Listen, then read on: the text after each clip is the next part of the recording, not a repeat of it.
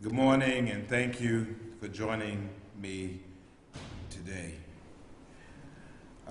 Firstly, I want to thank the Savannah Police, who over the past few days conducted quick and thorough investigations in violent incidents happening in our community and made swift arrests.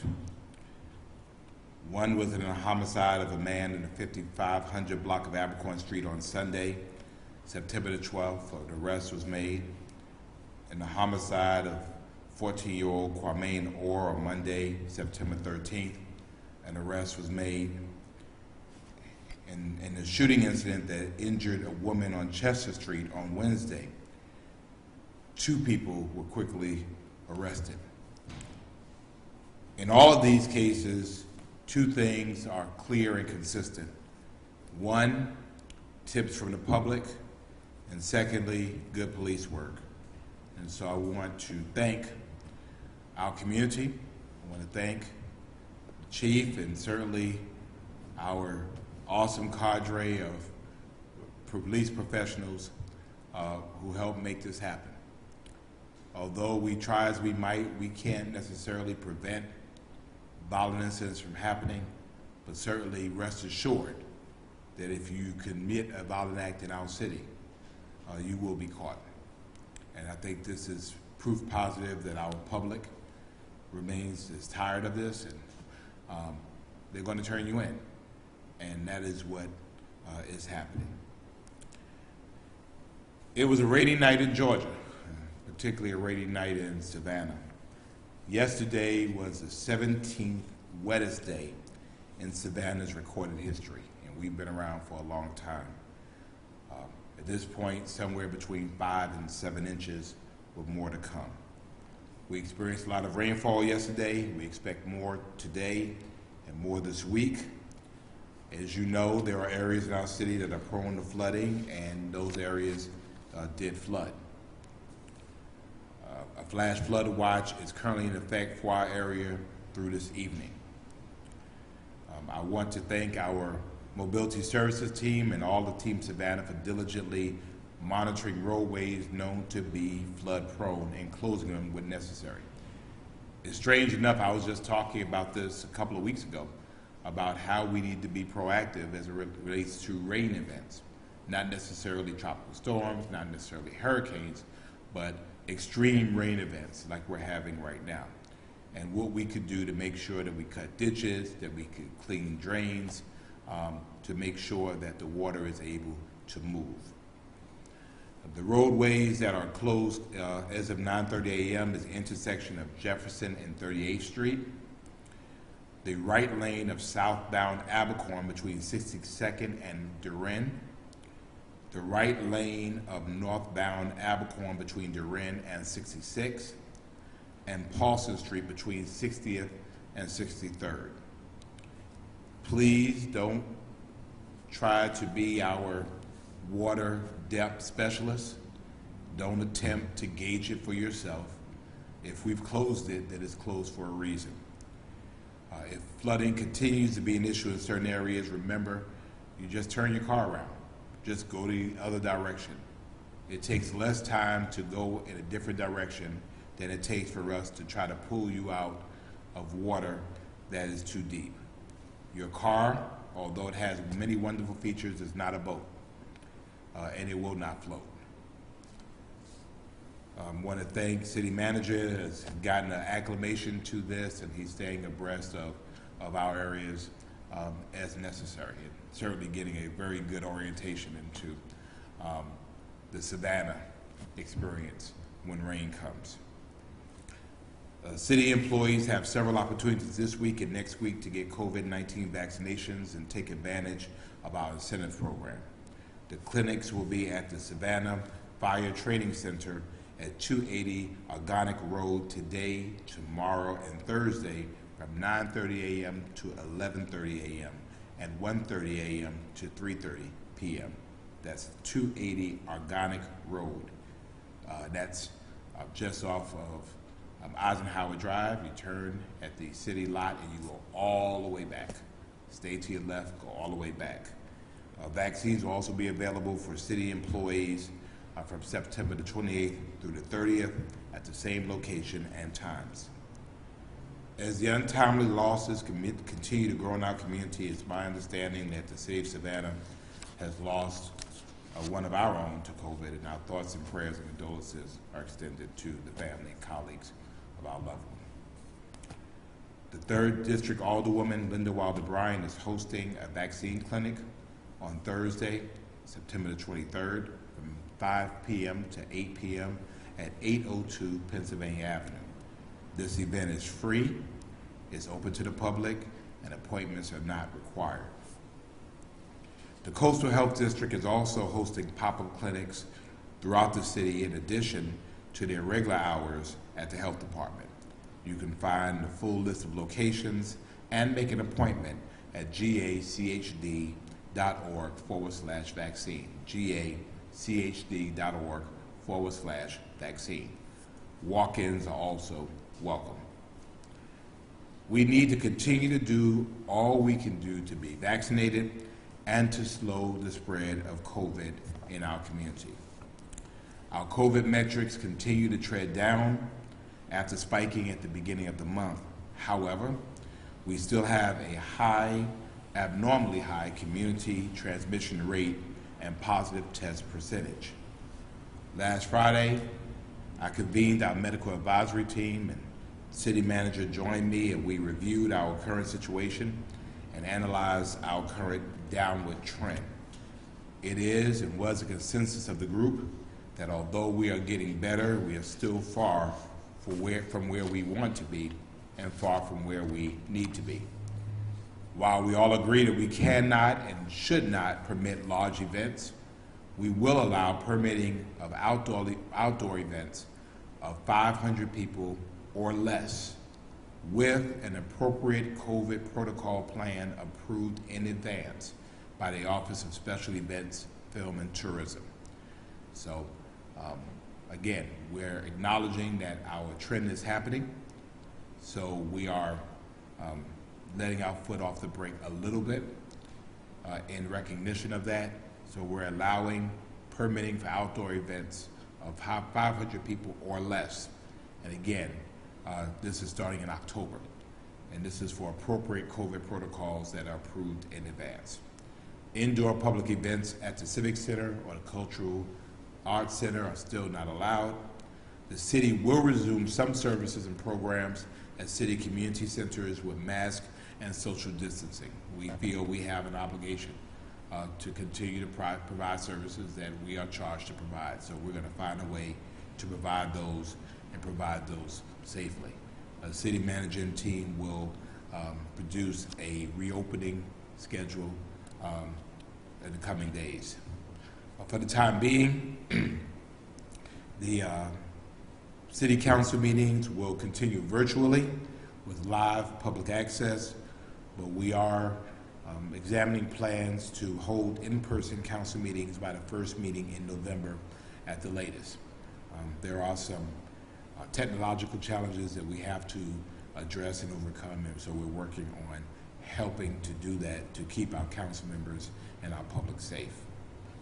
The medical advisory team will reconvene and reevaluate our situation in mid-October, and based on the data and the trends at that time, we will make recommendations for November and December. So the message here is, please get vaccinated, please wear your mask, please wash your hands, and please watch your distance. The Foresight Master Plan project team will be in the park on this Saturday, September the 25th. Hopefully it won't be raining, from 10 a.m. to 2 p.m. to answer questions and collect your feedback about the draft plan.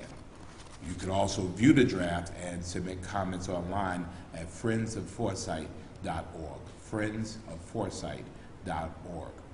For additional information, you can contact the Friends of Foresight at friendsofforesightpark@gmail.com, friendsofforesightpark@gmail.com, or 912-441-8851, 912-441-8851.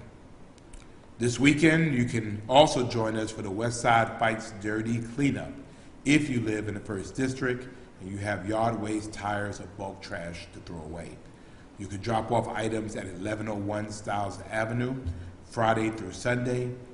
And please, we're not accepting wet paint or batteries for obvious reasons.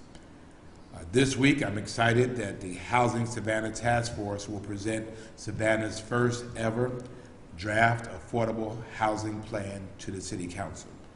This 90-page comprehensive blueprint, lovingly and diligently comprised and prepared by 40 leading citizens and subject matter experts in our community, many of them on their own time, once adopted and implemented, will help us to ensure the quality housing in Savannah is affordable, available, and accessible. The Housing Savannah Task Force is seeking the City Council's adoption of the Housing Savannah Action Plan and seeking opportunities to partner with other local governments, businesses, nonprofits, community leaders, and organizations. We're all in this together. And so as a part of our affordable housing, as Savannah has affordable housing, that's affordable housing for everyone. So we'll be having some courageous conversations also with our other governmental partners, our business partners, because housing in Savannah is important for everyone. It affects everyone's bottom line. So I'm thankful to our co-chairs, Israel Small and Brent Grant, for all of their hard work, and to all of our task force members, and we look forward to seeing it at the council's discussion on Thursday.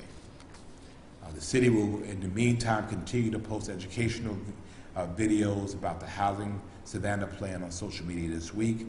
And to learn more about the action plan, visit savannahga.gov/housing Savannah. savannahga.gov/housing Savannah.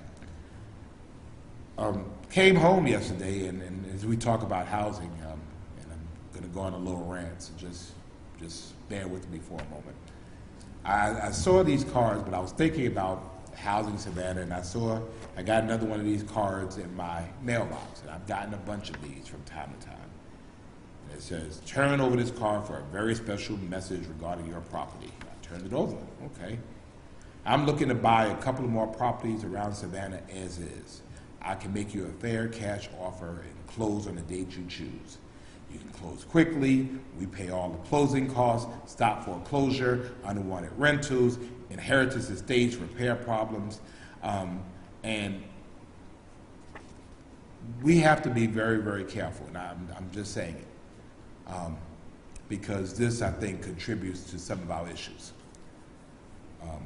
Housing is important, property is wealth, and when people have called me, sometimes they've even called me at home. We want to buy your property. How much? So when I tell them how much, I know what my property is worth. And I say, well, we'll call you back. Of course, they never call back. And so this advisory to particularly those that are elderly, particularly those that are very young and inherited that property.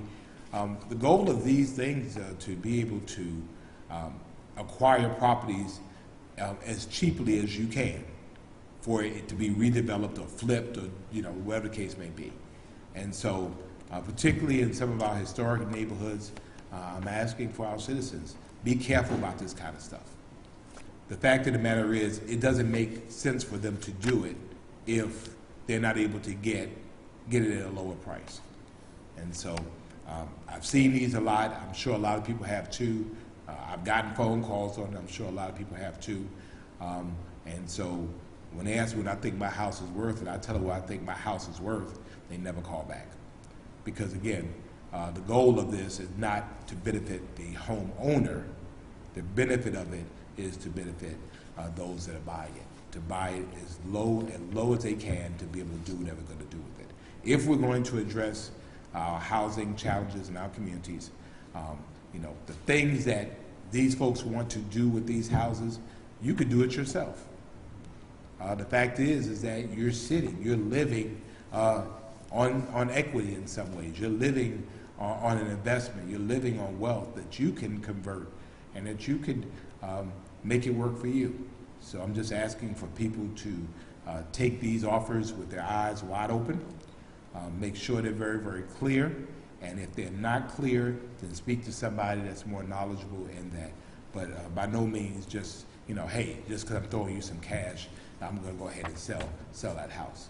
I'm just not sure that's really the best and highest use for our community, or even for what we're trying to do, and get with the city manager, and we'll have to figure out some messaging campaigns about how to deal with this, because you see the signs all over the place, people are calling you all over the place, and I keep getting this stuff in the mail. And so for me, this is just not what I'm going to do. So again, make sure you know the facts. So, end of rant. On Thursday also, we're excited, we'll hear from our new city manager. Mr. Melda will give us his 90-day work plan during our workshop session. So we're excited to see what he's going to do for the remaining, 81 days of your 90-day plan. So we're looking forward to that. And finally, we'll recognize Hispanic Heritage Month with a proclamation this week. The celebration lasts through October the 15th, and I encourage you to learn about and experience Hispanic culture, food, music, and art over the next month. And I certainly want to do a big shout out to my OLA Savannah Task Force, their chair, Marion Baker, for ensuring that our city is aware and that we continue to partner and prioritize the unique needs of our Hispanic community. So that does it for me this morning, and I'll entertain any questions you all might have.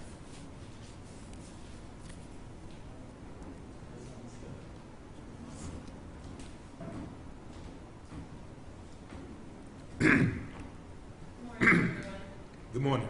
So first things first, according to If you could move the mic up below there. according to Coastal News Service, Riceboro Mayor got COVID-19 this morning. We don't know if you know. According to? Coastal News Service. Mm-hmm. We got a complication of COVID-19. Just if you have any thoughts on that. Yes. You're talking about Mayor Harris. Yes. I got a call very early this morning, and it's our understanding that he passed away from complications of COVID. Obviously, that was from people that were close to him, had not officially been confirmed, but that's my understanding. Enjoyed knowing him, bright young man, man who had some exuberance about his community, was certainly learning about the challenges of leadership, and had the opportunity to speak with him on a couple of occasions. Most recently, I think we were in Glenn County at an event, and we're supposed to get together again. So, obviously, COVID continues to wreak havoc in our communities. Even if it's not the large numbers, each loss is personal, and in this case, if it's true, the city of Riceboro has lost their servant, has lost their leader, and so on behalf of the city of Savannah, our prayers and thoughts go out to not only Mayor Harris's family, but also the great people of Riceboro. We have a lot of Savannians that are from Riceboro, so I was just really sorry to hear that this morning.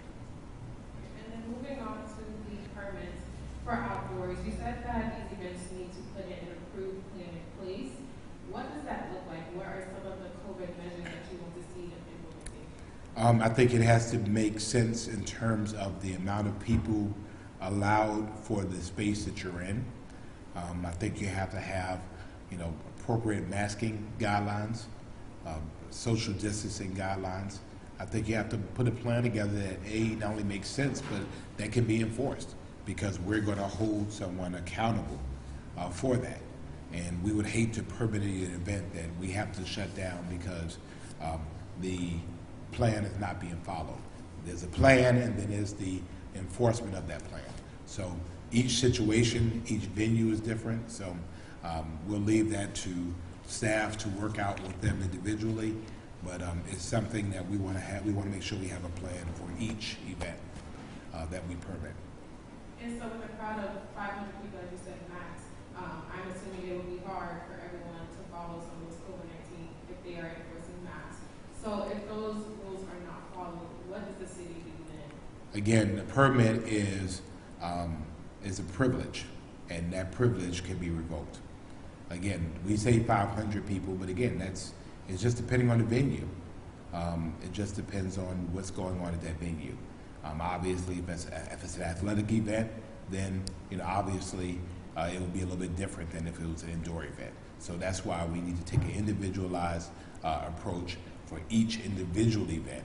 Look at that that event in its own context, and then from there decide what's most appropriate in terms of keeping people safe. We wanted to be reasonable. We wanted to say, hey, we don't want to be we want to balance the need to keep people safe with the need with our community and economy to continue. And so that's the fine line. If people don't want to abide by those things, then they can't have the event.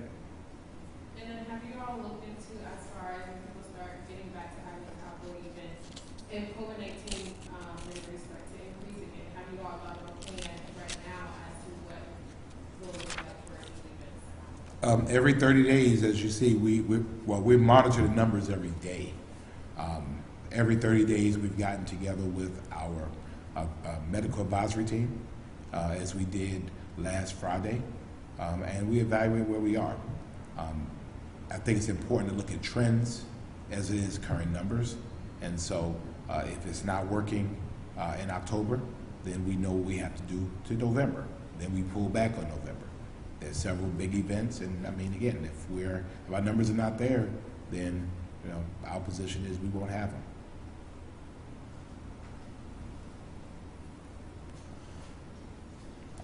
Hey, sir, how are you? Good. So kind of stemming off some of the questions she had, how short of a leash will y'all kind of be keeping on allowing these 500-person outdoor events? And then kind of like you said, numbers start to trend, will you guys be ready to pull the plug? Right. Well, 500 is a maximum. Again, I mean, we're not telling people go out and have an event with 500 people, but I think it's more important to say that we're asking people to have a plan.